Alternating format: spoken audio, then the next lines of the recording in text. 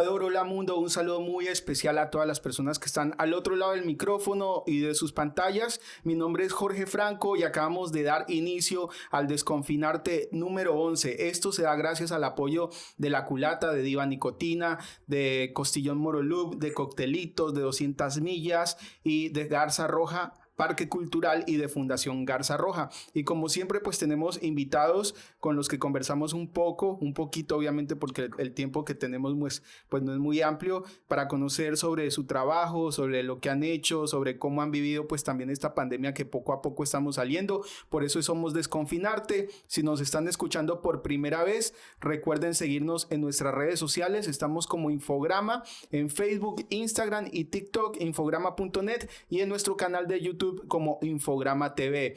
Y como les mencionaba, siempre descubrimos aquí pues a artistas, gestores culturales, y por ello hoy tengo el gusto de invitar a Cristian Levy. Bueno, hoy nos visita y es un gusto, hermano, que estés acá y poder conversar un poco de todo, como mencionamos, tras micrófonos, tras cámaras. Así que bienvenido, loco.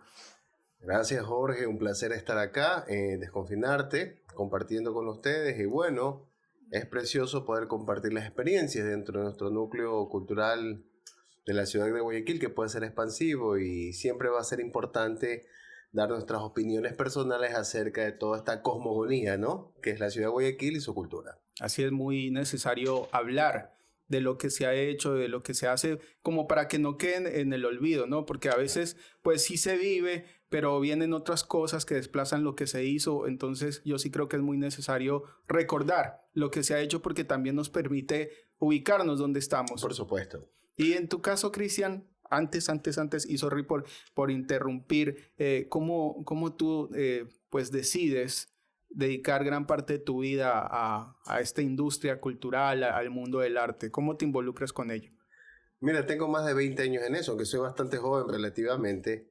Tengo más de 20 años desde que tomé mi primer curso de teatro en el año 96, que estaba con Pipo Martínez Queirolo. Hay una epifanía con eso, ¿no? Hay algo metafórico. Recuerdo que yo era muy pequeño y en los años 80, cuando terminaban los canales de televisión, te salían estas vallas de colores, que era el fin de cierre de canal, y te ponían música clásica. Entonces yo era un niño, yo era pequeño, entonces mi mamá siempre me decía que eso era música de muertos. Ok. Y eso caló mucho, entonces decía, ¿por qué ponen música de muertos cuando se va la señal? Básicamente, el interés en esa música de muertos me hizo llegar a la primera y la más perfecta de las artes, que era la música. Y por primera vez conocí que había algo más en la música, que se llama música clásica. Obviamente eso me dio dando apertura a otros aspectos, como el teatro luego, que fue mi pasión. Y una cosa te lleva a la otra, el dibujo, la pintura, y después dejé todo eso para dedicarme a lo que hago ahora, que básicamente es la educación no formal en patrimonio. Pero todo parte de la música. Todo parte de la música. ¿Y qué artistas llamaron tu atención en ese momento? Mira, para cuando era pequeño me llamaba mucho la atención de David Bowie, porque finalmente ese imaginario sigue Stardust que tú veías en la televisión. Recordemos que en los 80 se escuchaba mucho rock en Ecuador, en Guayaquil, en Ecuador, o sea, no era como ahora. Hay que tomar en cuenta, posicionarnos un poco en la época, era muy fácil, ¿no? Siouxsie Sioux recuerdo también haberla visto, o a Madonna en la góndola, en el Like a Virgin. Entonces toda esa gente me caló. Luego tuve una epifanía también con Caruso. Mi abuela tenía un disco de Caruso y veo la portada de este hombre con el mostacho gigante, el gran Caruso, y me parecía que cantaba como algo del otro mundo. Definitivamente hasta el día de hoy, para mí la más perfecta de las artes es la música. Y bueno, es como un gusto heredado, o no lo consideras así, porque a la final pues mencionas que tu abuelita tenía un disco y bueno, tuviste el acceso a Sí. esto. Mi abuela tenía colecciones de música clásica, entonces ella recuerdo que era muy fanática de Vivaldi, Bach, sin que suene cliché, sí, tenía sus colecciones de música clásica, y recuerdo que también tenía su biblioteca de historia del arte. Entonces recuerdo que ella arreglaba sus libros con una regla para dejarlos listos, que se vean pulcros en la biblioteca. Entonces siempre me intrigó, porque yo estaba familiarmente, siempre estuve como en dos limbos, ¿no? por parte madre, una familia que no se preocupaba realmente en nada del arte. No digo que eran insensibles, simplemente no había llegado a la posibilidad cultural de mi familia por parte madre. Por parte padre, sí. Mi abuela tocaba piano, de hecho. Viene la música, como tú mencionaste, pues también vinieron otras artes con la música. ¿Con qué Guayaquil te encuentras tú en ese momento a nivel de cultura, de arte? ¿Qué movimientos quizás tú lograste percibir que existían en ese momento? Eventos a los que pudiste acudir. Y bueno, ¿qué ha cambiado de ese Guayaquil al de ahora? Hermosa pregunta. ¿Por qué? Porque yo vengo de una época en donde yo siempre he dicho que mi última generación es mi generación de gente que la buscó y encontró algo. Yo vengo de la generación de los La Limpia, Pilar Estrada y toda esta gente, ¿no? Eh, ¿Qué Guayaquil me encuentro? Yo vengo de un Guayaquil donde no había escuelas de arte formal aquí. Si tú querías estudiar arte, historia del arte, teatro, incluso arqueología, porque la escuela de arqueología cerrada en el año 97, tenías que irte fuera de Guayaquil. Lo que te encontrabas era como una ciudad donde no tenías posibilidad de estudio nada más que cursos y tallercitos con maestros que eran buenos, regulares y malos. Tomemos en cuenta que la primera tecnológico de arte lo hace el Espíritu Santo en el año 2000, luego viene el ITAE, luego la Universidad de Guayaquil, o sea, es ahora, pero no tenías donde estudiar formalmente, donde formarte.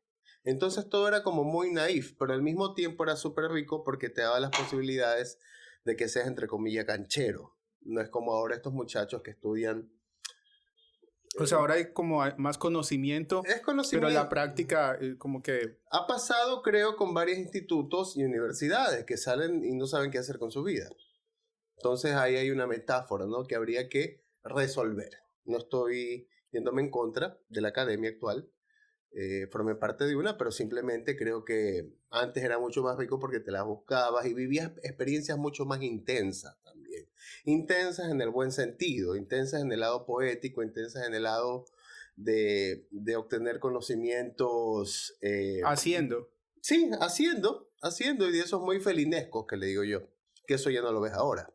Algo que pasa mucho no sé si en otros países, pero en Ecuador sí, específicamente en Guayaquil, es que muchas veces tenemos ese sentimiento de sufrimiento, pero no porque sufrimos por la vida, sino que sufrimos por lo que hace el otro. Y no sé, probablemente has escuchado en Guayaquil no hay nada que hacer, o en Guayaquil nadie hace nada. Y a veces yo me pongo como a pensar sobre esto y creo que es algo muy injusto, porque, bueno, yo también porque estaba en un punto, una posición donde por ahí he hecho algunas cositas, pero más que todo he visto el trabajo de muchas personas. Claro. Entonces, nada, ¿tú por qué crees que o sea, tenemos también como herencia esto y no logramos terminar de zafarnos de ese pensamiento?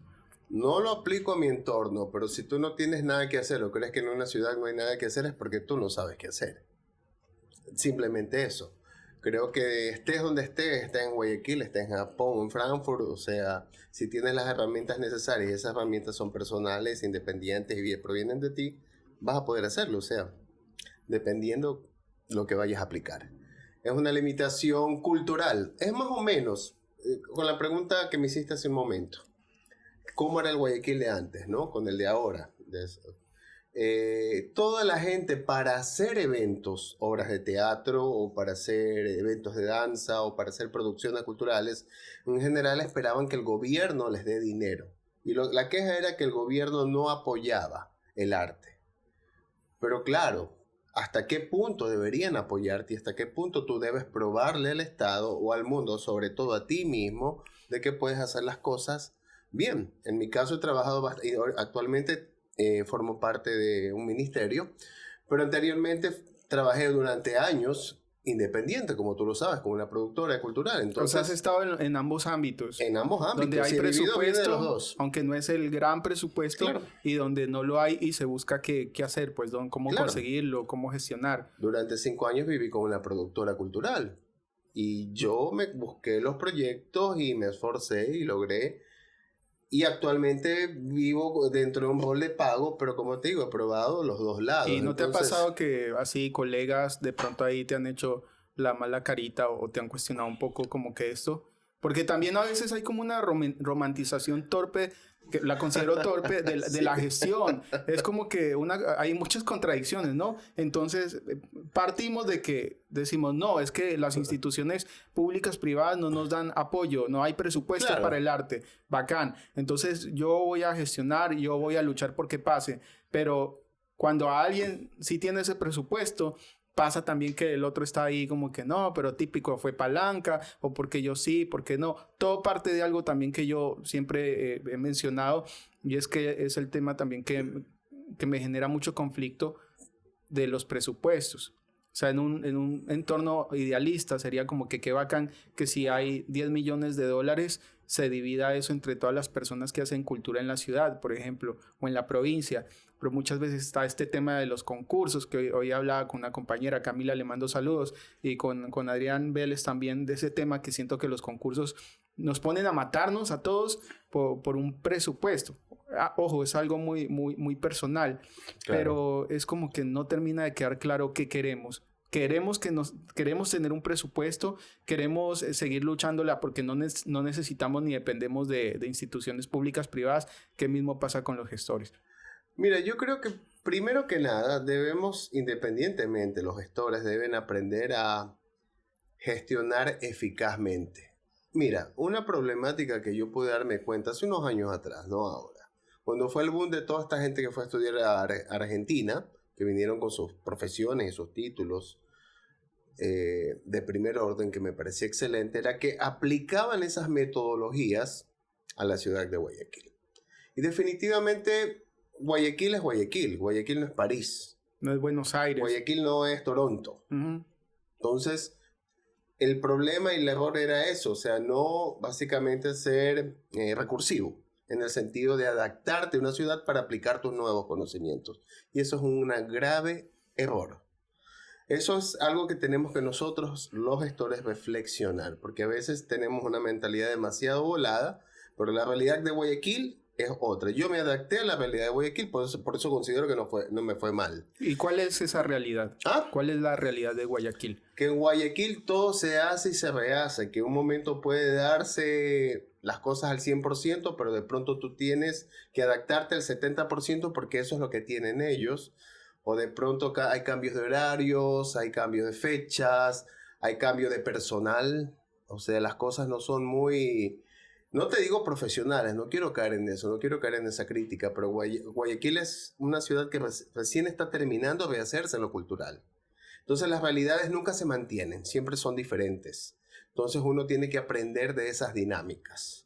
Recuerdo una universidad extranjera, que básicamente es la Florida Atlantic University, a quienes mando saludos, les voy a mandar este podcast. Ellos trabajan con el Smithsonian de Washington, entonces querían un servicio cultural. Y básicamente me veían muy joven, con muy poca experiencia. Ok, ¿y qué edad tenías en ese momento? Me veían muy joven con la productora. Ya. Entonces creían que no se iba a poder gestionar lo que requerían. Entonces lo que hice, ok, denme una semana sin paga. Denme una semana sin paga. Y me fui a Manabí, poniendo... De tu propio dinero. Mis recursos. Ajá. Denme una semana, hice el trabajo en Manabí, en el centro de investigaciones, y me contrataron 4 años seguidos. O sea, son cosas, a veces hay que aprender a perder para ganar. Es una fórmula que no le va a funcionar a todos, no le digo que a todos los hagan, estoy hablando básicamente de... Claro, está narrando tu propio camino, como ha sido. Ahora, la segunda parte que te digo sobre estos temas es que el gobierno, sí, creo que habría que desburocratizar un poco las situaciones de los fondos concursables. Descentralizarlos también. Totalmente. O sea, es descentralizar, desburocratizar. Son muy crípticos. Tomemos en cuenta que a veces las personas tienen grandes talentos, tienen grandes compañías, tienen grandes productos culturales, pero no tienen esta sapiencia, que básicamente a veces terminas haciendo unas tesinas, y que es lamentable y te terminan negando el proyecto. Entonces creo que habría que ser un poco más sensible con eso. Pero creo que básicamente son entre errores, aciertos, son cosas que se van solucionando y espero que a futuro se solucionen, ¿no? Porque es de parte y parte, Jorge, es de parte y parte. Estamos como en un proceso todavía, en una experimentación donde todos están aprendiendo como tú lo mencionas, o sea, aquí en la ciudad es algo muy mutable, algo que cambia, un día está pegando algo, hay una dinámica, después eso ya no pega y bueno, si quieres seguir ahí, es como que si toca, o sea, armarte de nuevo con algo distinto, proponer, o sea, es muy loco lo que pasa acá. Es lo que tú dices, me hace recordar el último jueves, por ejemplo. ¿Por qué me pareció genial el último jueves? Porque el último jueves, entre todos los productores o las personas que apuntalaban el proyecto, sabían que tenían un principio y un fin. O sea, el proyecto tenía una No caducidad. era perpetuarse. Era eso, entonces me pareció, creo que ha sido uno de los proyectos más interesantes, no es por Sí. echarte flores. No, está bien. Pero creo que las cosas siempre tienen que repensarse. ¿No? A todas no les va a funcionar, ¿no? Para hacerlo siempre, pero en todo caso creo que hay que... O sea, ellos sabían exacto. que era algo que en ese momento la ciudad necesitaba y lo disfrutaban. Generaron un fuerte impacto, creo que le dieron vida a esa literatura contemporánea, le dieron un espacio a chicos que estaban escribiendo y se combinó con otros artes y también es bacán porque eso pasó en medio de un contexto donde habían otros colectivos y eventos que estaban haciendo cosas. Claro, fue una hermandad total. Y mira, no puedo decir lo mismo en cambio con estos eventos que se dio estos últimos 5 años, 6 años, que eran estas obras de microteatro, ¿no? Que creo que tuvo su boom y de un momento desapareció abruptamente. Y creo que ellos no esperaban desaparecer. Creo que hay todavía, pero ya no es el mismo boom del 2016, o sea, sí, por ejemplo. todavía existe, pero sí pasó algo ahí como una ¿Sabes fractura. por qué sucede eso? Creo que siempre nosotros... Yo ahorita soy educador no formal, ¿no? Entonces creo que es importante trabajar con la sociedad. A veces nosotros tenemos estos proyectos y los sofisticamos demasiado. O queremos, como tú dices, perpetuar dentro de la sofisticación. Pero yo creo que es importante trabajar con la sociedad, con el medio circundante, por ejemplo.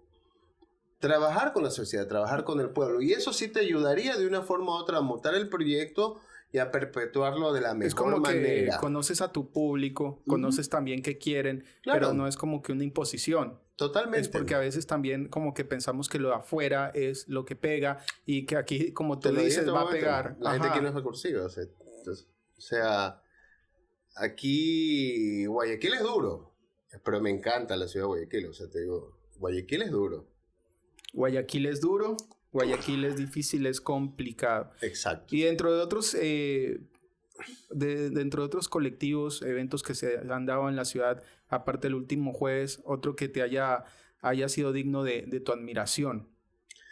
Bueno, hay algunas ferias de libro que me gustaron mucho, que eran estas ferias de libro muy naif, que prácticamente eran hechas por libreros amigos, donde estaban, qué sé yo, no recuerdo los nombres en sí de las empresas, sé que los nombres, Martín Alvarenga o Jorge Osinaga con sus libros.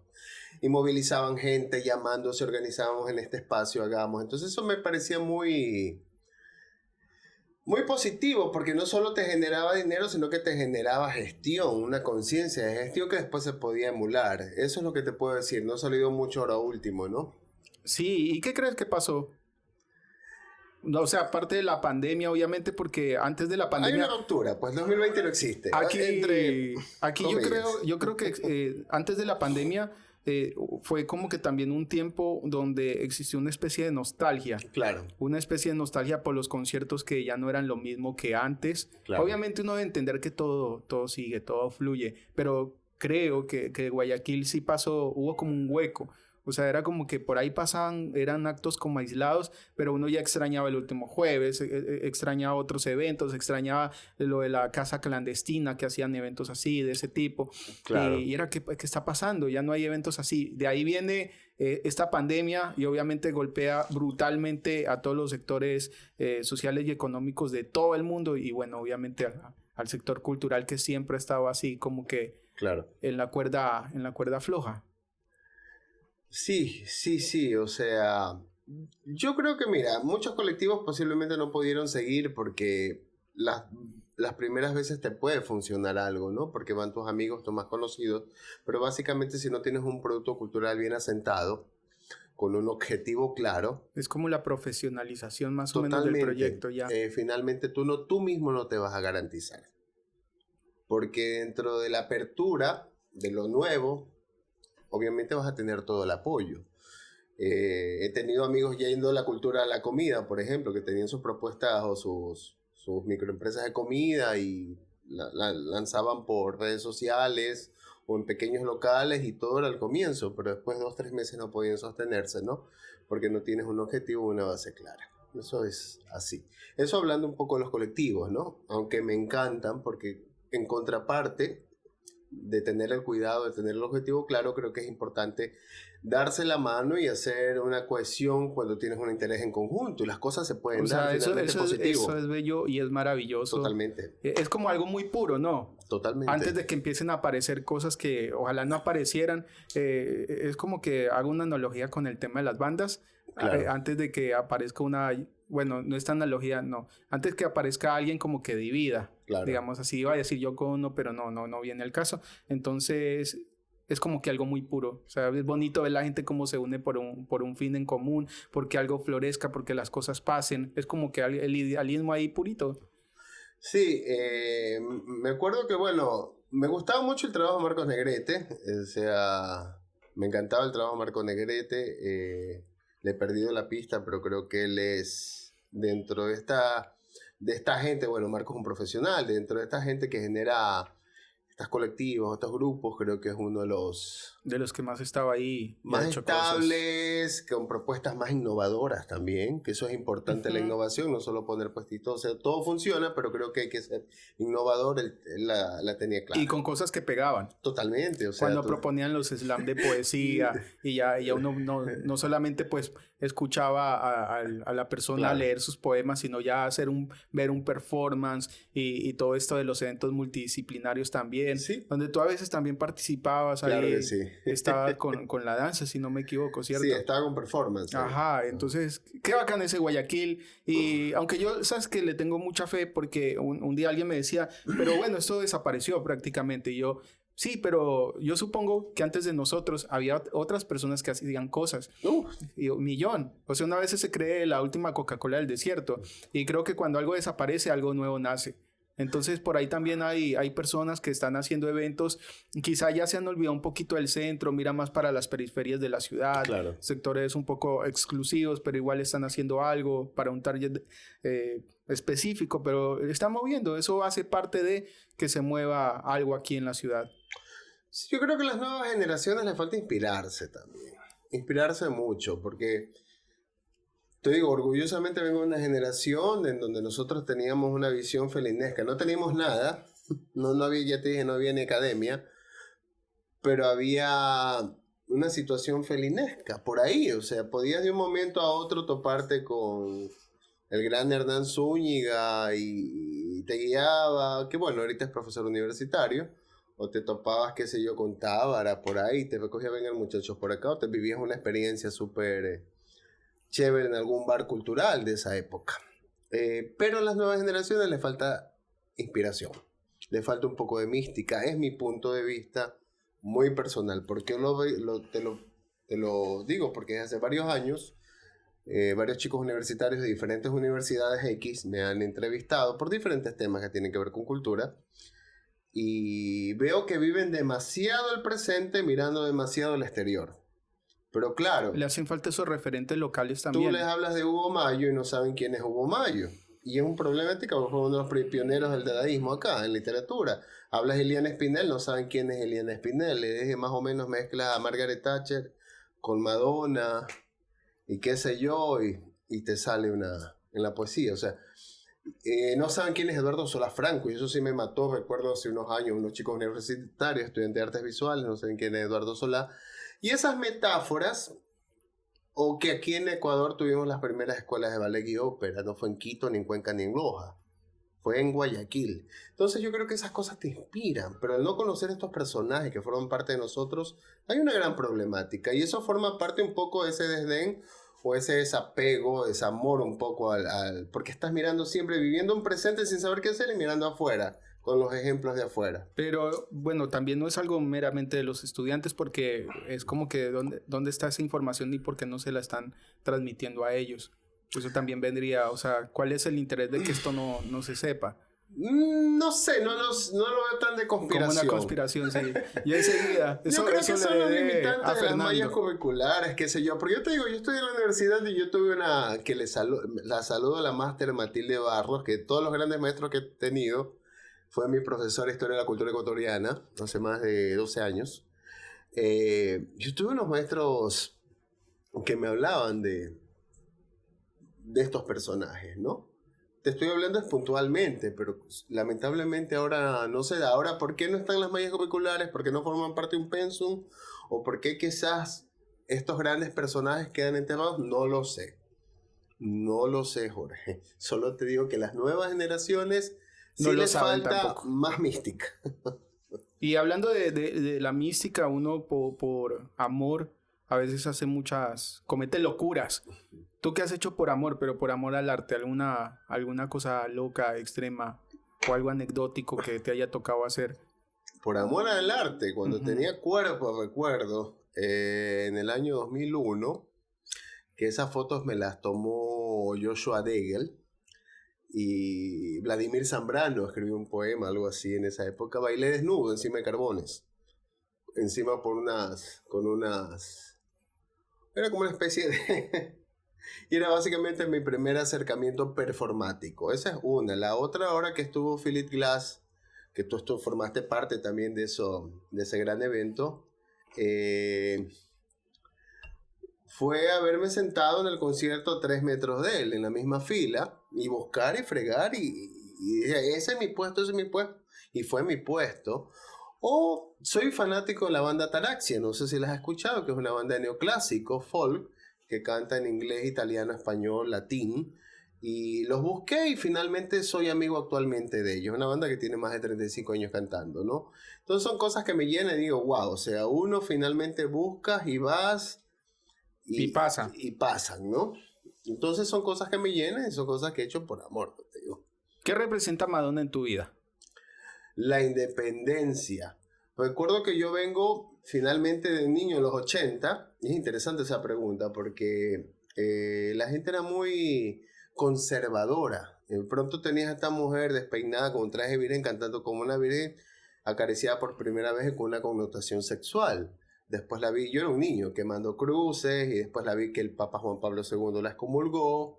Y después vi que la mitad de ecuatorianos en Guayaquil la odiaban y en el mundo también, sobre todo mujeres. Y dije, ¿por qué una mujer odia a otra mujer? Y dije, wow, básicamente rompas las normas, las estructuras y te reinventas a ti mismo varias veces. Era lo que hizo Bowie. Por eso estos dos personajes me encantan, ¿no? Esa transmutación. Es el valor de la independencia, el poder de hacerlo sin predicarle ningún converso. Cada cual vive su vida. ¿Y crees que se ha aplicado algo de lo que ellos te han transmitido en tu vida? Por supuesto, por eso he logrado ser multidisciplinario. O sea, yo creo que ese es otro de los objetivos de la vida, ¿no? Por lo que estos personajes como... Está Bowie, Madonna, Dolores Vargas, Remedios Varo, que son personas que soy realmente fanático. ¿Y qué tienen todos que ver? Que hicieron varias cosas en su vida y finalmente cambiaron de una cosa a otra. Yo siempre he creído personalmente que es terrible que un ser humano se dedique a lo mismo toda la vida. O sea, yo creo que se te dedica a lo mismo a los 25, a los 45, a los 50. No Es va como que con... no hubo un cambio, una evolución. No, o sea, es como no solo cambiar de looks o de ropa, sino cambiar de actitudes. Entonces yo sí soy estoy muy comprometido con mi vida de haber hecho danza, haber hecho teatro y trabajar actualmente con arqueología y antropología, que tú ves, y después haber unido todo de una forma u otra. Haber trabajado en gestión cultural y ahora trabajo en un museo en la parte educativa. Entonces, son varias sensaciones que considero que las he hecho bien. No es que he hecho medio mal una cosa, no, las he hecho bien y después las he logrado complementar porque son cosas que me llenan. Finalmente, todo lo que hago es una construcción de mi visión. No la ciudad o el Estado me construyó a mí, no. He logrado yo construir lo que deseo en la vida. ¿Y en el museo cómo te va? ¿Cómo has visto pues también esta reactivación de las personas? Sí, yo sé que obviamente pues ya a todo lugar tienes que ir respetando todas las normas de bioseguridad, eso ya es más que lógico, pero ¿cómo has visto esta reacción de las personas de volverse a reencontrar con el arte en un país pues también donde se dice que no se lee mucho, donde se dice que no hay apoyo al arte, pero aún así los museos siempre tienen como esos fantasmitas por ahí que están explorando y están llenos de curiosidad viendo las exposiciones? y El todo eso. museo es particularmente interesante porque en un museo siempre tienes la idea preconcebida de que va a estar todo el grupo cultural apegado al museo de una ciudad o del entorno, ¿no? De arte contemporáneo y de trabajar con los repositorios. Entonces yo siento a las personas con hambre y deseo de saber. Van, ahorita ya no es que te ven, te van, qué lindo y se toman la foto, ahora no, quieren ¿Qué hay saber más, qué, qué hay por detrás de esa qué, obra? esto. Aparte que en mi caso como mediador, mi trabajo es crearles una experiencia, ¿no? Una experiencia de vida prácticamente ahí en el museo según los temas, ¿no? Eso. O sea, chévere que saber que igual, o sea, como que específicamente pues la gente de Guayaquil, que está construida pues por personas de diferentes partes, pues se empiece a interesar por este tema porque, bueno, yo considero que es algo muy beneficioso, algo que a la larga pues que la gente esté interesada no solamente en fútbol, en cosas que de por sí siempre han llamado su interés, pues algo como el arte va a ser muy productivo. Es que el arte te saca a tu realidad, es importante. Por ejemplo, con arqueología, saber que el antiguo Ecuador no tiene 500 años, que no sé, que Ecuador no se construyó a partir de la llegada de unas carabelas españolas, ni posteriormente en una colonia y una república, no que Ecuador tiene 5.000 años de historia, 10.000 años de historia, o sea, 5.000 años de historia del Neolítico, que ya teníamos todo el manejo de buceo, teníamos agricultura, tenía domesticación de animales y 10.000 años cazadores-recolectores. O sea, Ecuador es muy antiguo y cuando ves todas las diferencias entre culturas y culturas, te sientes orgulloso. O saber que los huancavilcas fueron con nuestras balsas de Chile al Golfo de California, tú dices, wow, o sea. Y no, ¿qué te hablan en el colegio? Te hablan del tren de Loya al Faro. Y esto no Cuando te hay hace una esas ruptura historias totalmente. tan interesantes. Entonces es interesante porque la gente siente pertenencia. Con las obras de arte es igual, ¿no? Puedes tener, con las obras de arte es más viable en el sentido que tienes más interpretaciones. Las interpretaciones pueden ser más libres definitivamente, ¿no? Entonces es como que tienes algo nuevo en tu vida. Y creo que eso es lo que he sentido que la gente necesita o siente o tiende a buscar en las visitas al museo. Si pudieras elegir ser un gestor cultural del Ecuador o de la ciudad, ¿a quién elegirías ser y por qué? Como gestor cultural. Ajá. ¿Algún colega que admiras el trabajo y tú dices qué loco? En la actualidad, estaba pensando en los que no sería. No, está bien, es válido. Sí, porque creo que hay mucha gente sobrevalorada, pero en todo caso hay gente muy valiosa. Déjame pensar, quizás sería uno más vintage.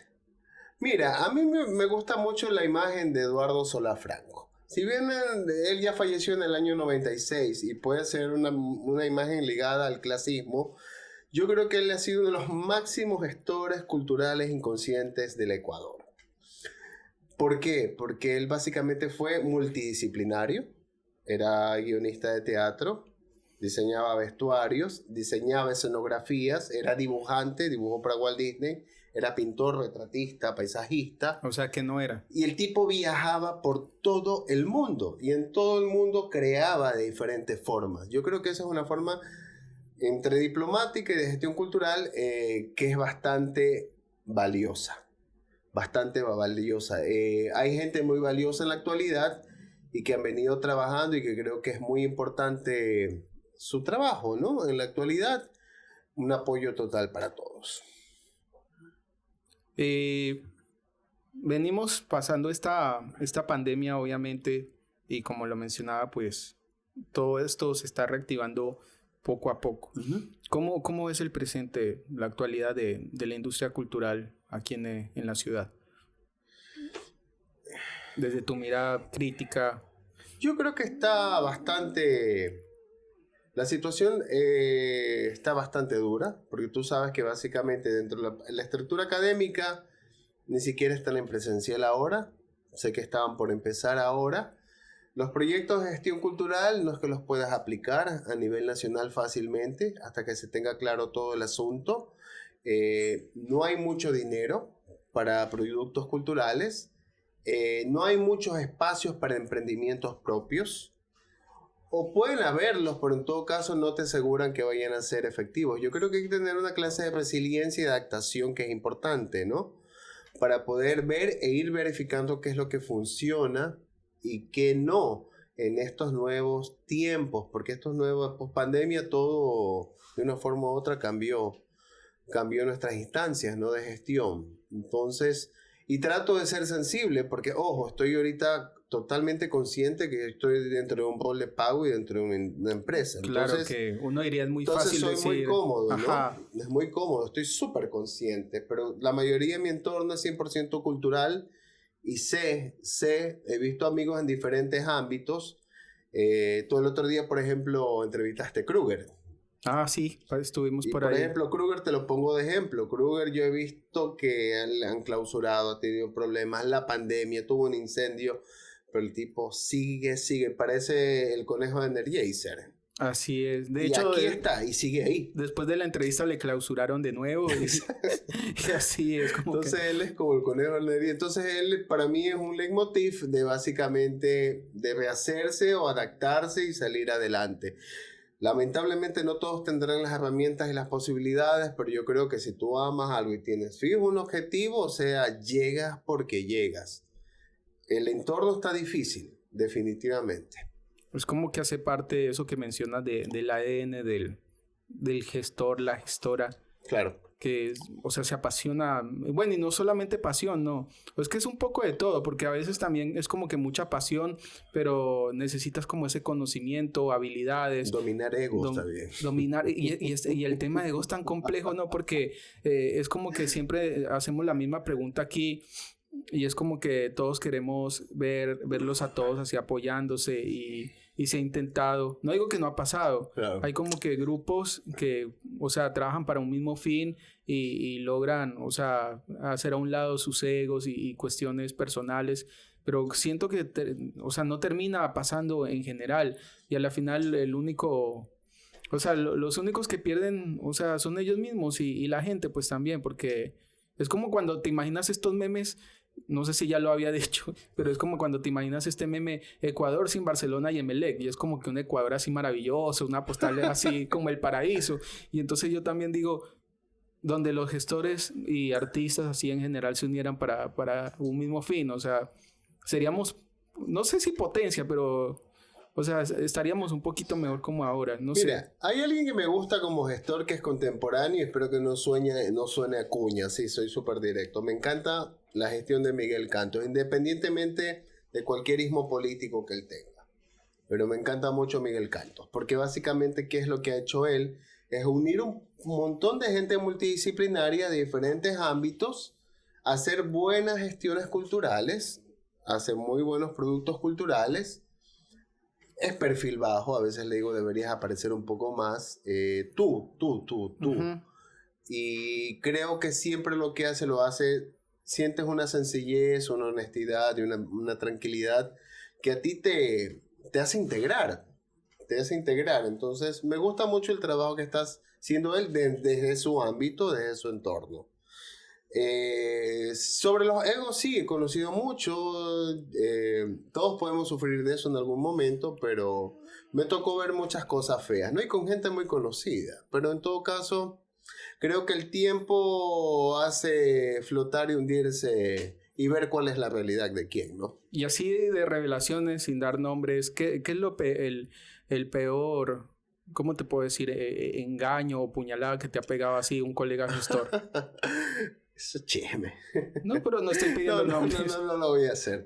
Mira, hay un grupo que hacían danzas como sacras, que trabajaban con la naturaleza, que se las daban de muy spirituals, y recuerdo que yo ingresé al mundo como productor cultural porque yo tenía un espacio aparte de la caldera chamánica, tenía Casa Bicho, que lo creé con Vicente Gaibor, que era un espacio de artes escénicas en un departamento de los años 40 que era un espacio no convencional. Fue un éxito. Entonces decidí meter danzas sacras. No voy a decir técnicamente el nombre de danza sacra. Y esta gente lo que hizo fue enviar, yo ya había retornado al museo, estaba colaborando en un proyecto con el museo, desde el ministerio. Enviaron un brochure básicamente atacando mi trabajo, que les estaba robando ideas, que les estaba robando la notoriedad, que ya eran los primeros, los pioneros, pero los primeros ¿de qué? Si era una danza que se creó hace varias décadas atrás. Entonces, ¿pioneros de qué? ¿De dónde? O sea, no entendía. Pero eso fue una de las cosas más extrañas que me ha pasado. ¿Qué te ha pasado en ese tema? Más ha pasado, y me acuerdo que el director de su momento me dijo, mira, ahí están esos papeles, no entiendo qué es. Y bueno, pasó, no se le dio mayor importancia, pero yo me quedé realmente asustado. Incluso cuando hubo una presentación luego con el grupo, estas personas que son muy conocidas en el ámbito cultural, él se portó súper grosero con la persona que iba a hacer la presentación. Y claro, te da una imagen de equilibrio, de tranquilidad, de paz, de hacer las cosas bien, de trabajar en grupo. Pero finalmente fueron personas que se fueron caracterizando por vampirizar un poco los talentos de otros y las situaciones de otros para ellos salir adelante. Y como te digo, hay cosas que salen a flote, hay cosas que se hunden. O sea, es como cada que cual con su corbata. hay ese lado, el lado oscuro. Totalmente, yo he pasado normal. muchas cosas. Y uno a veces también como que lo tiene, ¿no? Tenemos ese lado de luz y ese lado de oscuridad. Claro. Y a veces no se puede controlar, sale y de todo se aprende un poco. Pero me asusté mucho, aunque no lo crees. Yo tengo mi carácter, la gente sabe que tengo mi carácter y todo. Pero sí me asusté. No, nunca pensé que había ese nivel de energía, ¿no? De darte el tiempo para... No sé qué trataron de hacer, quizás pensaban que me iban a despedir o querían eso, no sé, pero bueno. O sea, sí llama la atención, o sea, no es el primer caso. Claro. A veces pasa que uno se conecta a las redes y es como que están esos claro. Hechos que se vuelven como un chisme, claro. O sea, se vuelven que yo dije, el otro dijo, el otro hizo, o no sé, una persona está como que denunciando algo, pero no es como una denuncia, sino es como que también una vendetta, es como que esto, y a la final pues obviamente eso no es productivo ni significativo para nadie, ¿no? Sí, te digo, las nuevas generaciones son muy débiles en ese sentido, o sea, ahorita como nos ofendemos por todo, es más fácil de esas vendetas que tú dices, sobre todo si eres mujer o eres homosexual o eres diferente, te basas en eso, te agarras de eso y lamentablemente haces que otros accionen situaciones que a veces sean, entre comillas, a tu favor, pero hiriendo a otros sin saber la realidad de las cosas. Como te digo, es como, reitero, vampirizar un poco las situaciones, ahorita que nos ofendemos por todo. ¿A ti qué te ofende? ¿Ah? ¿Vos por qué te ofendes? ¿Qué te ofendería? A mí me ofende la insensibilidad. Yo hasta tengo 42 años, Jorge. A estas alturas tú aprendes. O sea, tengo 42 años y ya tengo más de 20 en el área de arte, de cultura, 15 en patrimonio. Entonces, ahorita es la insensibilidad, es lo que me ofende. Trato de ser benevolente. Yo he cometido muchos errores. He cometido demasiados errores en la vida, pero he aprendido. Son esos que te partes la cara y te haces la cirugía plástica y sigamos, ¿no? Entonces, eso, la insensibilidad. Ya trato de que no... Tienes que de alguna forma buscar algún mecanismo, porque si eres hipersensible y todo te afecta a los 20 y no lo resuelves a los 30, lo vas a vivir hasta los 60 y 70. Y vivir resentido, no. O sea, ya a mí, que me digan vela verde. ¿Qué esperas de la Casa de la Cultura, de Núcleo Guayas, cuando ya todo se esclarezca y bueno, ya quede alguien, obviamente elegido democráticamente, y bueno, ¿qué esperas tú en lo personal que...? Mira, yo voy a empezar al revés tu pregunta. Yo a la Casa de la Cultura le tengo mucho cariño porque hice danza ahí 3 años formal con Yelena Maric y estudié escultura formal ahí en el año 98. Entonces, yo estuve en la época de Jorge Suet, recuerdo. Eso fue hace más de 20 años. Y la Casa de la Cultura, por eso te decía, empiezo al revés. Tiene unos ismos que los guayaquileños y los ecuatorianos, por ejemplo, no tenemos conciencia con el Núcleo del Guayas, que es el único espacio cultural que tiene un museo por excavaciones de sitio. Es el único espacio donde el gobierno invirtió dinero para que se hagan excavaciones históricas. Tenemos a Carlos Ceballos Menéndez y tenemos a Refa Parducci fundando la escuela la sala de exhibición de arqueología, los estudios arqueológicos de ahí, Pefa Parducci es la primera mujer arqueóloga del país, fue en la Casa de la Cultura. Tenemos las primeras óperas, los primeros ballets, gente que vino a formar gente del exterior acá a Guayaquil, la Casa de la Cultura del núcleo del Guayas. Tenemos los famosos cuadernos de historias y arqueología también, que son prácticamente una parte, una base histórica de lo que es los estudios de arqueología, antropología y sociología. El primer museo de oro, entre otras cosas. Creo que desde esa base, yo creo que tenemos que reinventar la visión de la Casa de la Cultura. ¿Qué espero? Que espero que vuelva a su luz, que vuelva a tener color, que vuelva a tener ese apego a la sociedad. La Casa de la Cultura es la casa del pueblo, la casa de la gente, donde tú sabías que ibas a tener diferentes productos culturales, no solo folclore, sino un sinnúmero de cosas que te iban a reivindicar un poco la pertenencia de la mejor manera. Espero que vuelva a eso, que vuelva a eso. Las últimas direcciones considero han sido regulares, así que esperemos que eso mejore. Y espero que hay buenos candidatos en la actualidad. Creo que hay muy buenos candidatos. Ya cambiando un poco a preguntas más personales. ¿Cantas en la ducha? No, para nada. ¿Escuchas música cuando te bañas o solo es como que ya te bañas? Escucho música todo el día. Paso gritando, cantando flamenco, porque yo no canto, yo grito. Entonces me encanta mucho Dolores Vargas, La Terremoto. ¿Alguna peli que te haga llorar? Sí, La ventana de enfrente, italiana, La finestra di fronte. ¿Mentores que has tenido en todo este camino? ¿Y qué recuerdas? Yela Lofredo, Yelena Maric, Amelia Sánchez, arqueóloga, Valentina Martínez, arqueóloga, Freddy Olmedo, mucha gente. Hernán Zúñiga, que me dio la mano en el 99, yo era un peladito, o sea, tengo mucha gente importante. Y hablando de peladitos, ¿qué le dirías a tu yo de 14, 15 años? Si pudieras decirle algo. Ni te imaginas lo que vas a vivir, eso le diría. ¿Y qué esperas para Guayaquil en el ámbito cultural? Que mejore. Creo que Guayaquil definitivamente necesitamos un ambiente independiente, que seamos más independientes mentalmente y que no tengamos ese pensamiento que depende del gobierno local, municipio, del gobierno estatal, el estado, el gobierno, sino que nosotros hagamos y rehagamos Guayaquil. Eso espero, tener gente con mentalidad más independiente, con esa visión cultural.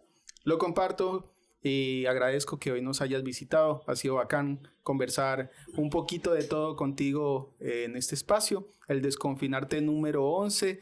Y sí, a mí sí me interesa preguntar esto porque yo no quiero desaprovechar el conocimiento y experiencias de las personas y me parece súper bacán cuando a mí me dicen, yo no me considero una persona que pueda dar consejos, pero igual trato de sacarles algún poquito de información en base a esas vivencias. Claro. Siempre, como te decía, hay más que todos los jóvenes, o no, quizá gente de todas las edades que dice, quiero hacer algo, claro. Quiero hacer algo para que pase algo en esta ciudad, porque si bien no me dejaron entrar a un grupo literario, no me dejaron entrar, lo típico que muchas veces pasa a un circuito de conciertos, y bueno, yo voy a crear mi propio círculo donde meta gente que tampoco la dejan estar. ¿Qué Claro. le recomiendas a esas personas que van a adentrarse por este mundo de la gestión cultural? Mira, se me acaba de ocurrir la frase del doctor Frank Anführer del año 76 de The Rocky Horror Picture Show. No lo sueñen, vívanlo.